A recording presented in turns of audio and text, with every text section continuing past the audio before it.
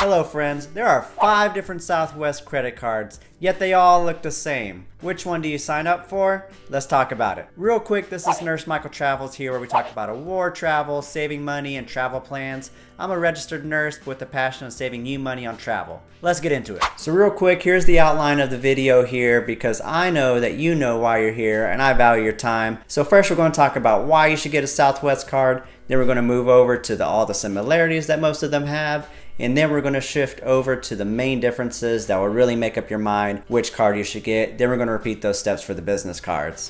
So why get a Southwest card? These credit cards come with huge sign-up bonuses, and they're incredibly helpful for earning the Southwest Companion Pass. I earned mine in January of 2022, and it's going to last me through the end of this year. I plan on getting again in 2024. If you want to learn more about the Companion Pass, check out the video tagged up above. And so that's the #1 reason to get a Southwest card. They could also be good cards if you fly on Southwest on an obligatory basis, such as for work or for family travel. But I generally still recommend using a flexible points card like a Chase, Amex, or Capital One card, and saving the Southwest cards for the Companion Pass specifically. There are also sporadic promotions for signing up for these cards that will offer either you a limited time Companion Pass or some really high bonus that seem worth it. However, I generally recommend holding off until the classical Companion Pass season, which is end of October, November, and December, to sign up for these cards. However, if you have the travel coming up and it makes sense for you, I understand why you would get it. Now let's talk about the 3 personal cards that Chase offers.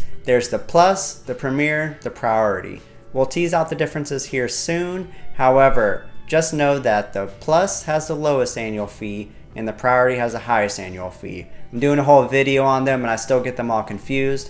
However, let's jump into the similarities on the computer here. Alright, so this is the table we're working with for now. So I'm going to first show y'all the sign-up bonus. They're all the same. They all earn 50,000 points. For the time being, those numbers change all the time. The main thing is they're all the same, even with the big difference in annual fees from $69 to $149. Same sign-up bonus. Pretty unheard of. And then looking at the cards, they all earn a 2x multiplier on phone, cable, internet, and select streaming services. They also earn 2x on rideshare services and local transit. And then they all have a Southwest multiplier, with the only difference being the Plus card earns 2x while the other 2 earn 3x. They all also give you a 10,000 point boost for your Companion Pass, which we mentioned in the Companion Pass video. And then they also all give you 25% in-flight discount. That's for your Wi-Fi and the bevies you order in cabin. So that's about all the similarities we'll cover here. Let's pull up this other chart where we talk about more of the differences and how we make the decision which card is best. Alright, digging in now. We've got 3 different annual fees, of course. We've got the $69, the $99, and the $149. We'll take that for face value as we dig into the benefits. So we've got yearly bonus points that they give out. We've got 3,000 for the Plus,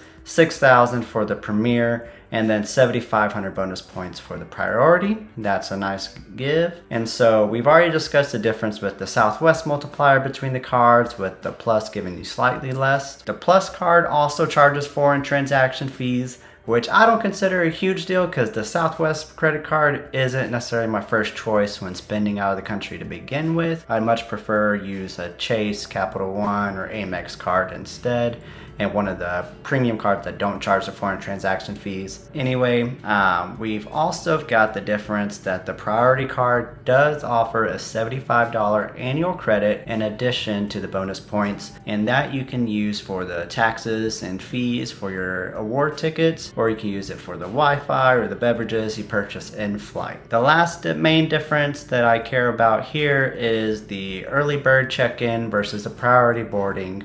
And that's different between the Plus and the Premier have the early bird check-in, and the Priority has the upgraded boarding. So let me define early bird check-in versus the Priority boarding. Early bird check-in is Southwest automatically checking in for you at 36 hours versus a 24-hour mark where you're first initially able to check in, and you'll basically automatically get an earlier boarding position. However, Priority boarding gives you for sure A-list check-in and a very good boarding position. If what you heard so far has been helpful for you, I invite you to please hit that like button and subscribe, so that way I know this video is indeed helpful, so I can continue making this content for you. Alright, let's get it. Alright, so here's the verdict here. So from a strictly speaking, from a maximizing value standpoint, the priority card is the winner with between the $75 annual credit on top of the 7,500 bonus points. The $75 credit already knocks that down to a $75 annual fee, essentially, and then you get a significant greater sum of bonus points compared to the plus card just for $6 more. So you're 100% getting much more value from the priority card. However, there is something to be said about cash.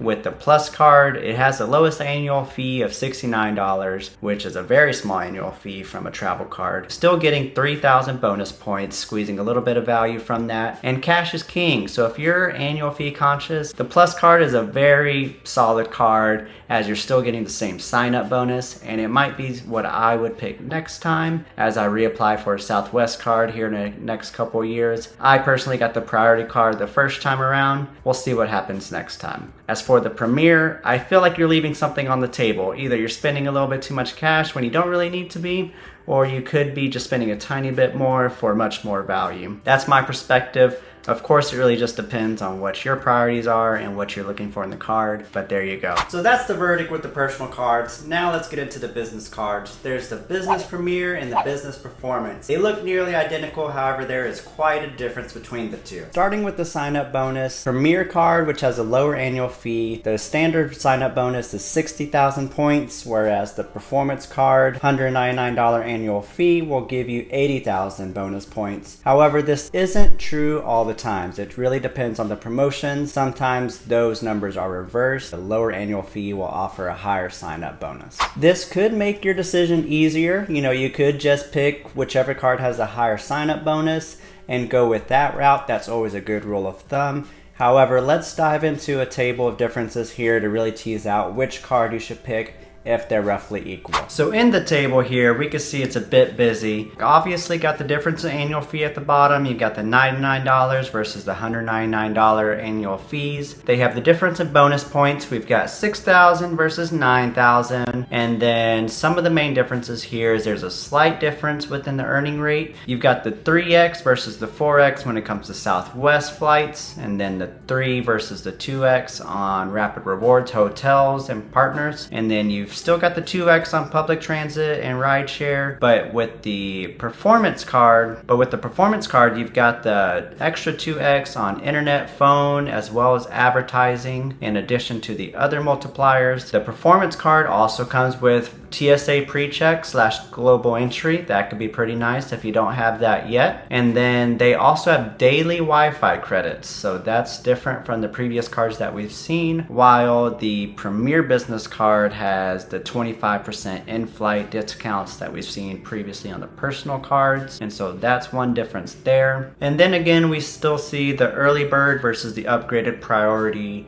boardings between the two cards, with the lower annual fee having the early bird versus the upgraded booking versus the upgraded boarding for the performance card. Those are kind of the main key differences between these two cards here. So as far as the verdict here, I can't make such a firm one like I did with the personal cards. I'd say you got two options here. A, simply go with the bigger sign-up bonus. However, if they are equal, then I think it'd be okay or perfectly valid to pick the lower annual fee card, the Premier, instead of the performance card if you're a little cash strapped. I get that. Or B, the performance card does offer a lot of value between the TSA pre-check / global entry, the daily Wi-Fi credits, and the 4x points on Southwest purchases can be quite valuable if you do indeed spend a lot of money on Southwest, and if you're looking to accrue a lot of Southwest points, particularly for the companion pass. Now, with that being said, those are my main points, and the verdict is ultimately yours to make, and so do with it as you will. So I hope this review of the Southwest cards was beneficial for you. Now, if you are in the market for a Southwest card, I would appreciate if you use the referral links. It doesn't cost you a thing, and it would be another way to help this channel out aside from liking and subscribing. Now, the best use for Southwest cards is for the companion pass. I have a link to the video showing up next, so go ahead and check that video out now.